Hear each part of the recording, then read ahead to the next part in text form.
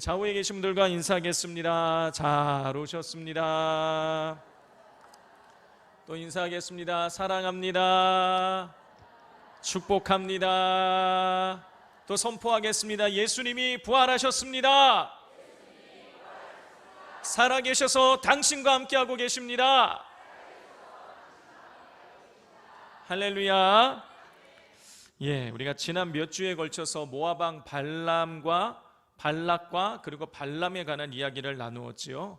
모압 왕 발락은 이스라엘 백성들을 발람을 통해서 저주하려고 했지만 하나님께서 막으셔서 축복을 하게 만드셨습니다. 자, 그런데 이 모압 왕 발락이 포기하지 않습니다.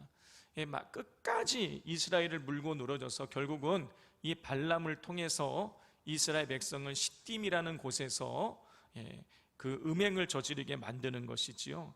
미디안에 있는 여인들이 자기들의 신을 섬길 때에 이스라엘 백성을 초청했어요. 그래서 음행을 하게 만들었죠.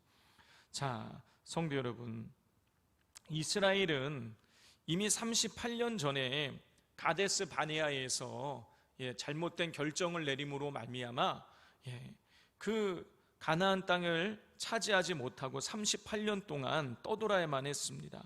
자, 그때 한번 38년 전에 가나안 땅에 들어갈 기회가 있었어요. 그런데 못 들어가게 된 거예요.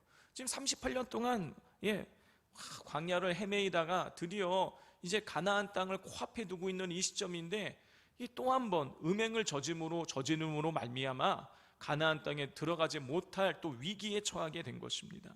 하나님은 이스라엘 백성들이 음행을 저질렀다는 얘기는 바알신 앞에서 음행을 저질렀다는 얘기예요. 결국은 우상을 숭배했다는 이야기예요. 자, 그렇게 되자 하나님은 진노하셨습니다. 이스라엘 백성들을 모세에게 말해서 그 음행에 가당한 사람들, 그리고 그 이스라엘 백성들의 지도급 인사들은 모두 죽여버리라고 하나님 말씀하셨어요. 그리고 연병을 내리셨습니다. 연병이 막 퍼져나가고 있었어요. 그리고 사람들을 이제 죽이기 직전인 것입니다. 그런데 그때의 시므온 지파의 지도자인 시므리가 미디안의 지휘관의 딸인 고스비라는 여인을 그 진영 안으로 끌어들여서 음행을 저지른 것이죠. 그래서 그때의 엘르아살이라는 이 제사장이 그 포개져 있는 남녀를 뒤에서 창으로 찔러서 두 사람을 관통시켜서 죽게 만듭니다. 그걸로 인해서 그 연병은 그치게 되는 것이죠. 그러나 이미 24,000명이 죽게 된 상황이었습니다. 자, 이 시딤의 음행 사건을 마지막으로 반역과 불순종으로 상징되는 출애굽 1세대는요 이제 역사 속에서 다 사라지고 출애굽 2세대가 이제 역사의 전면으로 등장하게 됩니다. 출애굽 2세대가 역사의 전면으로 등장한다는 것은 오늘 본문에 나오는 인구 조사를 통해서 드러나게 되는 것이에요. 우리 1절과 2절을 같이 한번 읽겠습니다.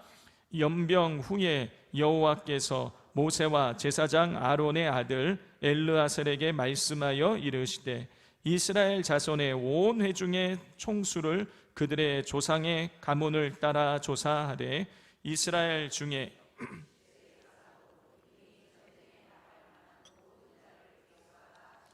하나님께서는 음행 사건 이후에 20세 이상으로 전쟁에 나갈 만한 사람을 계수하라고 명령을 내리셨습니다. 인구 조사를 하라는 것이죠. 자, 그런데 인구 조사를 하나님께서 하라고 하신 것이 이때가 처음이 아님을 우리는 알 수가 있습니다. 하나님은요 38년 전에 이스라엘 백성들에게 시내산에서 인구 조사를 하라고 명령하셨었어요. 민수기 1장 45절 46절입니다. 이같이 이스라엘 자손이 그 조상의 가문을 따라 20세 이상으로 싸움에 나갈 만한 이스라엘 자손이 다 계수되었으되 계수된 자의 총계는 60만 3,550명이었더라. 38년 전에 첫 번째 인구조사를 하라고 명령하셨을 때에 그때도 20세 이상으로 싸움에 나갈 만한 자를 조사하라고 하셨는데 몇 명이었냐? 60만 3,550명이었어요. 그리고 나서 가데스 바네아 사건으로 인해서 가나안 땅에 들어가지 못하고 38년 동안 광야에서 유리 방황을 한 것입니다. 자, 그리고 나서 두 번째 인구 조사를 하게 되었는데 그 결과는 뭐냐? 오늘 본문 51절에 보면 나와 있는데요. 51절입니다. 이스라엘 자손에 계수된 자가 60만 1730명이었더라. 자, 2차 조사의 인구 조사의 결과는 몇 명이었냐? 60만 1730명이었어요. 자, 우리는 이 1차 인구조사와 2차 인구조사 사이에 두 가지의 차이점을 발견할 수가 있습니다. 첫 번째 차이점은 뭐냐면 그 수가 차이가 나요. 첫 번째는 60만 3550명, 두 번째는 60만 1730명. 그러니까 1차 때보다 2차 때가 1820명이 줄어들었어요. 자, 1차와 2차는 38년의 시차가 있는 것입니다. 자, 38년 동안 38년이 지났어요. 뭐 요즘처럼 무슨 산하 제한을 할 때가 아니기 때문에 여러분 38년 지나면은요 인구가 엄청나게 늘어나야 되지 않을까요? 참고로 우리나라에서 현재 태어난 수 말고 현재 살고 있는 사람 중에 제일 많은 연도가 몇 년도냐면은요, 우리는 58년 개띠라고 알고 있지만 58년 개띠가 아니라 61년생이더라고요. 61년생이 하여튼 지금 살아남아 있는 사람들 중에는요 제일 많다고 그럽니다. 자, 제가 태어났을 때도요 100만 명 이상이 태어났어요. 정말 어마어마하게 태어난 것이죠. 요 38년 우리나라의 요 30 몇 년 사이에는요 1960년대부터 1990년대까지 인구가요 여러분 2천만 명 정도가 늘어납니다. 어마어마하게 늘어났어요. 이스라엘 백성들도 당연히 38년을 지나면 여러분 인구가 늘어나야 정상이 아니겠습니까? 산하 제한을 하고 있는 게 아니니까. 자, 그런데 2차 때보다 1차 때가 인구수가 1820명이 줄었어요. 여러분, 그런데요 이거는요 실망할 필요가 없는 것입니다. 뭐가 잘못된 게 아니에요. 오히려 지난 38년간을 되돌아보면 이 1820명밖에 줄어들지 않았다는 게 이게 기적인 거예요. 여러분, 이 이스라엘 백성은 40년간 광야를 떠돌았죠. 한번 지도를 우리가 한번 보겠습니다. 아주 오랜만에 보는 지도예요. 저쪽 우리 출애굽기 할 때에 우리가 봤던 지도죠. 저 이 왼쪽에 있는 람세스라는 곳에서 이스라엘이 출애굽을 해서 해가지고 이제 홍해도 건너고 해가지고 시내산 거쳐서 올라오게 됩니다. 자, 저 람세스에서 시내산까지 오는데 얼마 걸렸냐? 2개월 걸렸어요. 그리고 셋째 달 첫째 날이 되는 때에 시내산에 도착을 합니다. 시내산에 도착을 해서 몇 개월 머무느냐? 11개월 정도를 머물러요.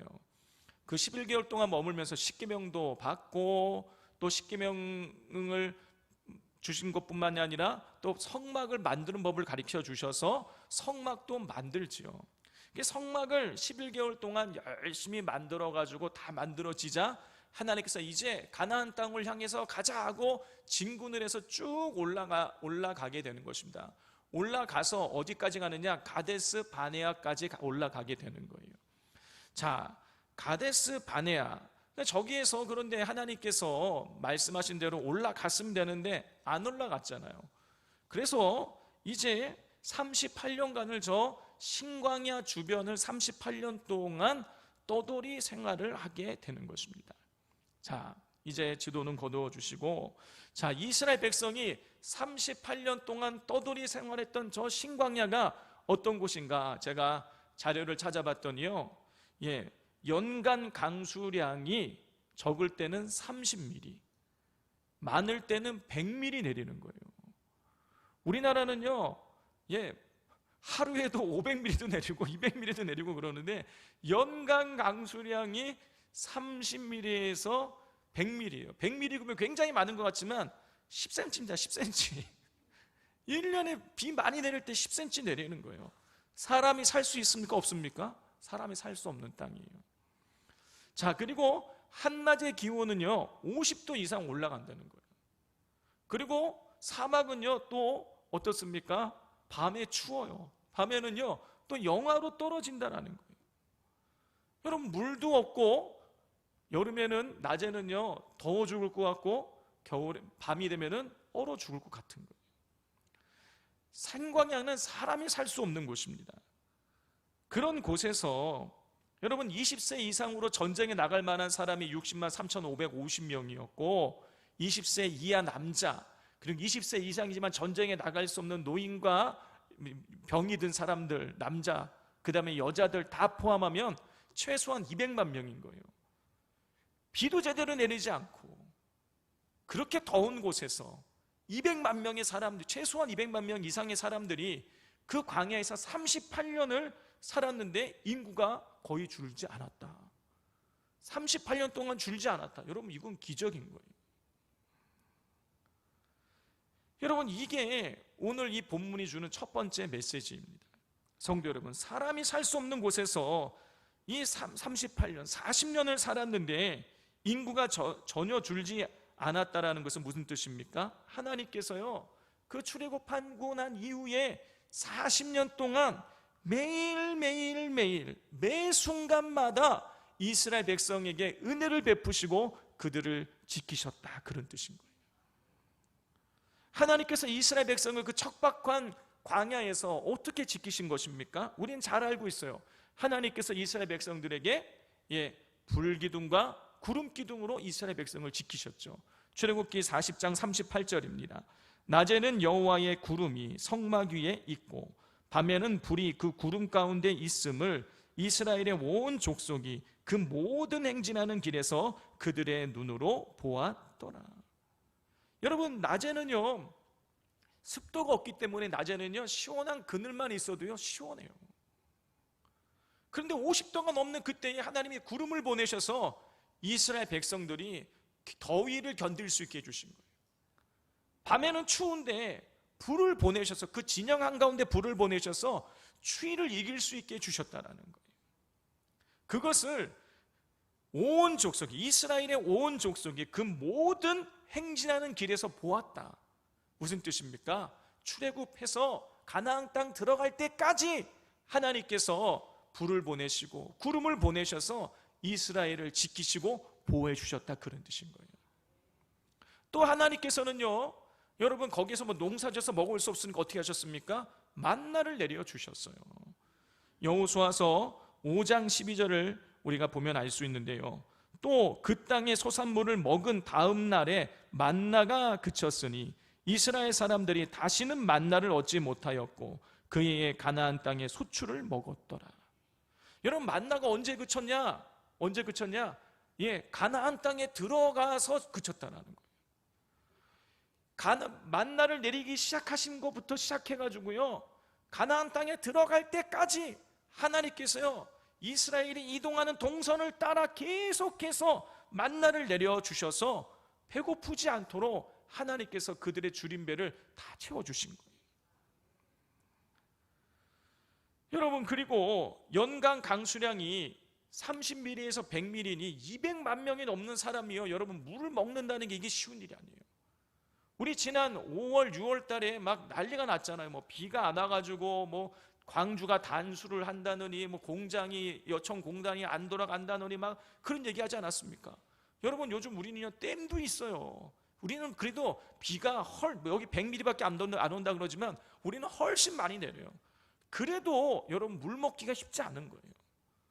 그런데 댐도 없는 상황에서 그 물 내리면은 다 그냥 모래에서 다 그냥 땅으로 스며드는 그 땅에서 200만 명이 넘는 사람들이 38년 동안 물을 먹었다. 하나님께서요 성경에 다 기록하고 있지 않지만 반석에서도 물을 나게 하시고 어디선가는 물을 공급하셔서 이스라엘이 목말라 죽지 않게 만드신 것이죠.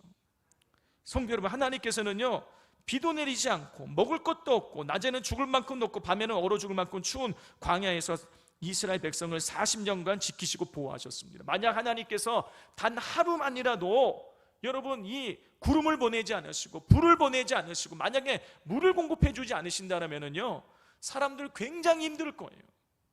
여러분 요즘 한낮에도요 나가서 서 있기 쉽지 않습니다. 여러분 그런데 그 땡볕에 50도가 넘는 그곳에서 여러분 하루만 구름이 없다, 어떻게 살겠습니까? 아마 하루만 물이 없고 구름이 없고 불이 없다면 연약한 노인이라든가 여러분 뭐 어린 아이들은요 잘못했을지도 몰라요. 그리고 만약에 하나님께서 깜빡하셔가지고 일주일이나 열흘 정도 물도 주지 않고 구름도 주지 않고 만나도 내리지 않고, 여러분 그렇게 하셨다면은요 이스라엘 백성들이요 광야에서 몰살했을지도 몰라요.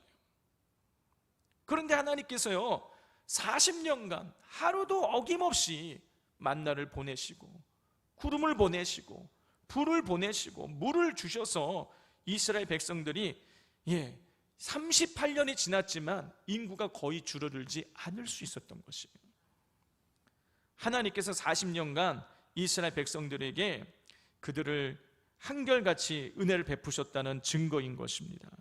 자, 성도 여러분, 이스라엘 백성들은요, 그런데 놀라운 것은 뭐냐면 이스라엘 백성들이 그 광야 40년 세월 동안 하나님 앞에서 원망하고 불평하고 우상도 숭배하고 가데스 바네아에서 불순종도 하고, 그리고 고라의 사건처럼 하나님의 질서를 깨트리기도 하고, 그리고 시딤에서의 음행도 저지르고 바알을 숭배하고, 이런 여러 가지 하나님 앞에서 못쓸 일들을 너무너무 많이 행했음에도 불구하고 이스라엘 백성들에게 날마다 은혜를 공급해 주신 거예요. 말 안 들었다고 해서 만나주지 않고 물 안 주고 구름 안 보낸 게 아니에요. 한결같이 만나도 보내고 구름도 보내고 다 보내주셨어요. 그들이 죄를 짓든 말든 그거에 상관없이 하나님은요 늘 언제나 한결같이 은혜를 베풀어 주셨습니다. 이스라엘 백성들은요 자기들이 우상 숭배했을 때, 그리고 원망하고 불평할 때, 고라의 사건처럼 하나님의 질서를 깨트리고 있을 때, 음행을 저지르고 있을 때, 여러분 그때는요 그들 머릿속에 하나님이 없어요. 그래도 은혜를 베풀어 주신 거예요. 그래서 인구수가 거의 줄어들지 않을 수 있었던 것입니다. 성도 여러분, 우리가 느끼든 느끼지 못하든 여러분 하나님은 우리에게 매일매일 은혜를 베풀고 계십니다. 오늘도 은혜를 베푸셨어요. 오늘도 해를 주시고 밤에 달을 주시고 우리에게 물을 주시고, 여러분 오늘도 하나님께서 우리에게 먹을거리를 주셔서 먹을 수 있게 해주셨어요. 오늘도 이렇게 건강하게 주의 성전을 찾아오게 하신 것입니다. 여러분 우리가 숨을 쉬며 살아갈 수 있다는 이것 자체가 놀라운 하나님의 은혜인 것이죠.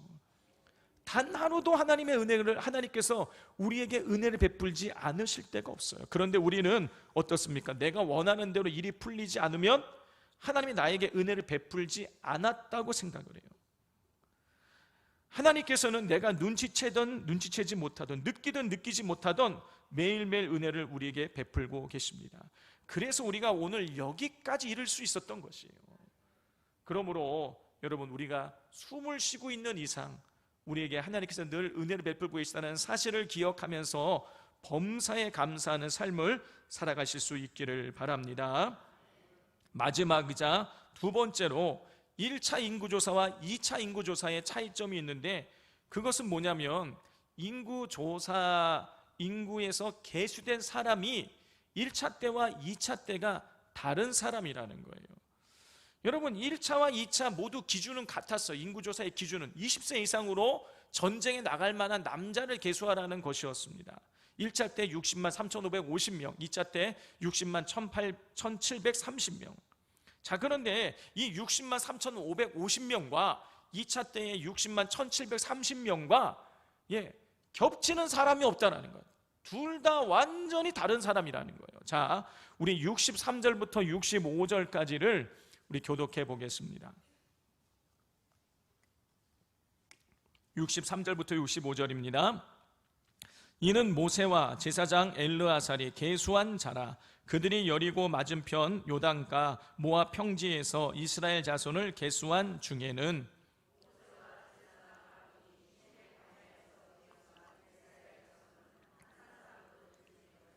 함께 읽겠습니다. 이는 여호와께서 그들에게 대하여 말씀하시기를 그들이 반드시 광야에서 죽으리라 하셨습니다. 이러므로 여분네의 아들 갈렙과 눈의 아들 여호수아 외에는 한 사람도 남지 아니하였더라. 우리 하나님께서는요, 여러분 시내산에서 12개월 동안 이스라엘 백성을 머물게 하시고 성막을 만들고 가나안 땅을 향해 출발하게 하셨어요. 가데스 바네아까지 갔습니다. 가데스 바네아 도착하실 때 하나님 말씀하신 건 뭐냐면은 가서 그 땅을 차지하라는 거예요. 가나안 땅을 가서 차지하라. 그런데 이스라엘 백성 어떻게 했습니까? 가서 차지했습니까? 안 차지했죠. 어떻게 했습니까? 정탐꾼 보냈잖아요. 예, 하나님은 가서 차지하라 그랬는데 이스라엘 백성들이요, 그 땅의 사람들이 어떤 사람인지 모르니까 우리가 알아보겠다고 해가지고 정탐꾼을 보내요. 여러분, 이 민수기를 보면 이게 마치 이 하나님이 보내신 것처럼, 모세가 명령에 보낸 것처럼 나와 있지만 신명기의 말씀을 읽어보면 알 수 있어요. 신명기의 말씀을 읽어보면 모세가 보낸 것도 아니고 하나님이 보낸 것도 아니고 이스라엘이 원해서 정탐꾼을 보낸 것임을 우리가 알 수가 있어요. 하나님은 가서 차지하라 그랬는데 정탐꾼을 보냈고, 정탐꾼 돌아와서 여호수아 갈렙 제외하고 나머지 10명이 우리는 그들 보기에 메뚜기와 같다, 우리 그런 부정적인 보고를 하자 이스라엘 백성들이 원망하죠. 우리가 차라리 애굽 땅에서 죽었으면 좋았을 것이다, 우리가 광야에서 죽었으면 좋았을 것이다 하면서 하나님에 대해서, 모세에 대해서 원망하고 불평하게 돼요. 그래서 하나님께서 말씀하시죠. 여호수아와 갈렙 외에는 20세 이상으로 계수된 자들, 즉 출애굽 1세대는 가나안 땅에 들어가지 못할 것이라고 하나님께서 심판을 선언하십니다. 그리고 실제로 여러분 2차에 계수된 60만 1730명에는요 여러분 64절에 기록된 것처럼 시내 광야에서 실시된 2차 인구조사 때 계수된 사람은요 한 명도 포함되지 않았어요. 64절을 다시 보면 모세와 제사장 아론이 시내 광야에서 계수한 이스라엘 자손은 한 사람도 들지 못하였으니, 60만 3,550명이 1차 때 20세 이상 된 남자들이었는데요 2차 계수 때는요 그들이 한 명도 없었다는 것. 누구를 제외하고? 여호수아와 갈렙을 제외하고.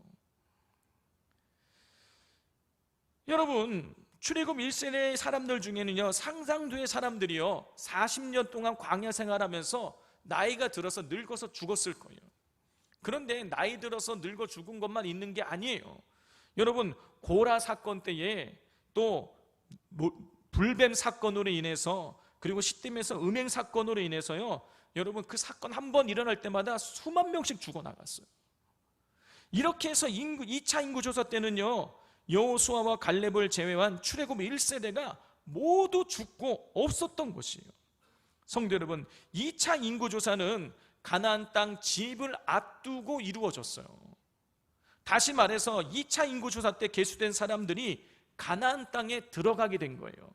그런데 여러분, 이들은 어떤 사람입니까? 가데스 바네아에서 여호수아와 갈렙처럼 하나님을 원망하지 않은 사람들인 거예요.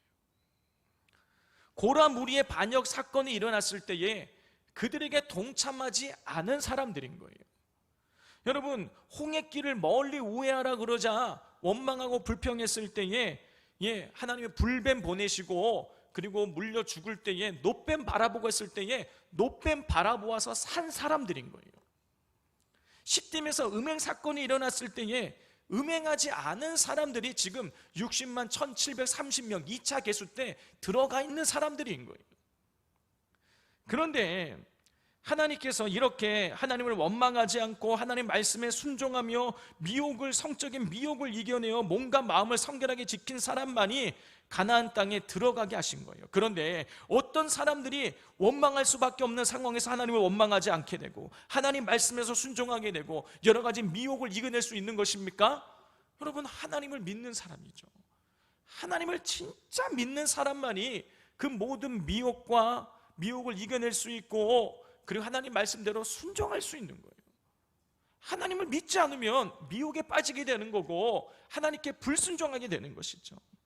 여러분, 그렇습니다. 가나안 땅은 어떤 사람들이 들어가는 것이냐? 하나님을 믿는 사람이 들어갈 수 있는 거예요. 근데 여기서 우리가 간과하지 말아야 될 것은, 그렇게 하나님을 믿고 가나안 땅을 향해서 나아가는 출애굽 2세대에게 여러분, 가나안 땅의 그 가데스 바네아의 그 정탐 사건, 고라 무리의 반역 사건, 불뱀 사건, 시딤의 음행 사건이 그들에게 닥쳤었다라는 것입니다. 성도 여러분, 하나님을 믿는 사람이 약속의 땅 가나안 땅으로 가는 동안에 수많은 시험과 유혹이 있었다, 그런 뜻인 거예요. 마찬가지로 우리가 하나님 나라에 들어가기까지는요 악한 세력들이 우리를 넘어뜨리려고 수단과 방법을 가리지 않고 우리를 공격해 올 것입니다. 그런데 우리를 공격해 오는 것을 우리가 알아채기가 쉽지 않아요. 왜냐하면 사탄은요 자기 자신을 천사처럼 가장해서 우리를 속이기 때문인 것입니다. 고린도후서 11장 14절 15절입니다. 이것은 이상한 일이 아니니라. 사탄도 자기를 광명의 천사로 가장하나니 그러므로 사탄의 일꾼들도 자기를 의의 일꾼으로 가장하는 것이 또한 대단한 일이 아니니라. 그들의 마지막은 그 행위대로 되리라. 사도 바울은요, 사탄이 자기를 광명의 천사로 가장을 하고 사탄의 일꾼들도 자기를 의의 일꾼들로 가장한다라고, 꾸민다고 그렇게 가르치고 있어요. 여러분, 그렇기 때문에 우리를 미혹하는 사탄의 공격을 우리가 알아내기가 쉽지 않아요. 이게 사탄이 주는 미혹인지 아닌지를 여러분, 우리가 이게 쉽지 않습니다. 이걸 구별하기가 쉽지 않아요. 그런데 여러분, 우리가 이 사탄의 주는 시험인가 아닌가를 여러분 구별할 수 있는 아주 쉽고도 중요한 방법이 하나가 있습니다. 그건 뭐냐면 이 사단이라는 말의 뜻을 보면 알 수가 있어요. 사단을 의미하는 헬라어는요, 디아볼루스예요. 디아볼루스. 여러분, 디아볼루스의 그 뜻이 뭐냐면은 분열시키는 자인 거예요. 분열시키는 자. 여러분, 그렇기 때문에 사탄과 사탄의 일꾼들은요, 끊임없이 사람을 분열시킵니다. 유다서 1장 19절이에요. 이 사람들은 분열을 일으키는 자며 육에 속한 자며 성령이 없는 자니라. 유다가 말합니다. 이 사람들은 분열을 일으키는 자다. 그럼 여기서 말하는 이 사람은 누굴 가리키냐면은 거짓 선지자들을 말하는 거예요. 거짓 교사를 말하는 거예요. 여러분, 거짓 교사들이 무슨 일을 하느냐? 교회 내에 침투해서 교회를 분열시킨다라는 거예요.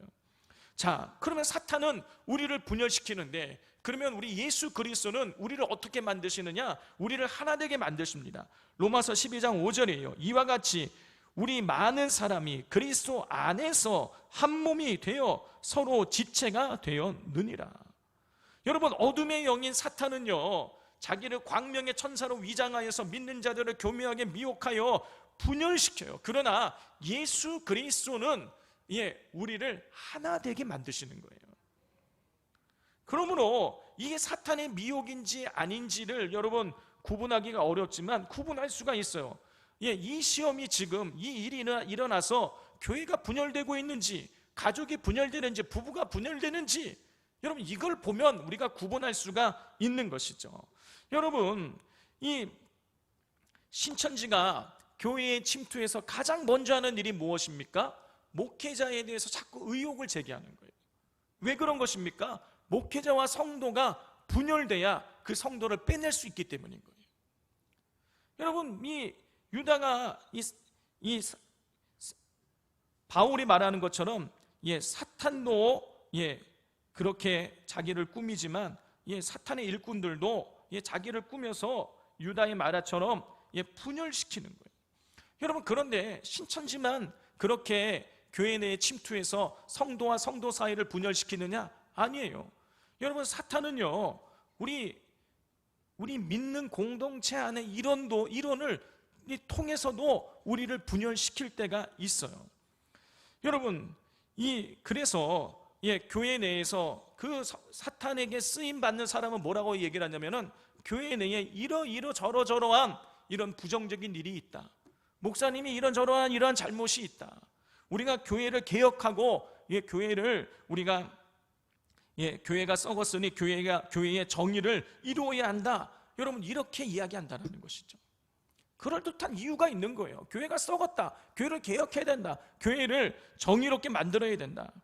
여러분, 우리 개신교는요, 여러분 이 개혁교회예요. 개혁교회는요 늘 개혁해야 된다고 그렇게 우리는 알고 있습니다.